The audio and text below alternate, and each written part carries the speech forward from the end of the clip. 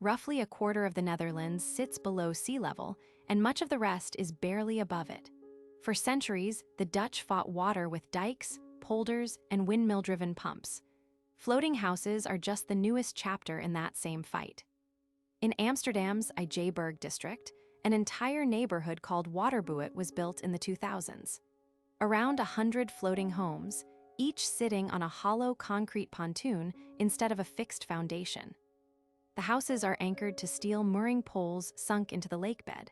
That lets each home rise and fall freely with the water level instead of flooding when it changes. It's the opposite of a slab foundation, which either stays dry or doesn't.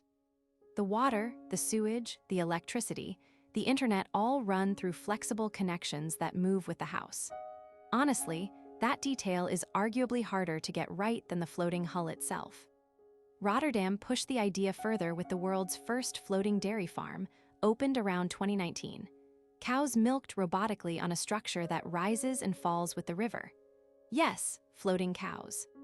This is a deliberate policy shift, not just architectural novelty.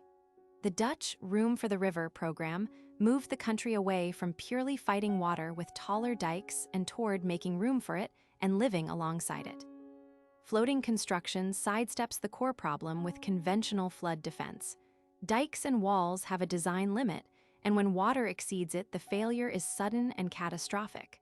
A floating structure has no equivalent breaking point. It just rises. It isn't free. Pontoon foundations and flexible utility hookups cost more than a standard foundation. That's kept floating neighborhoods a Dutch specialty rather than a global default, even in other flood-prone cities. Here's my take.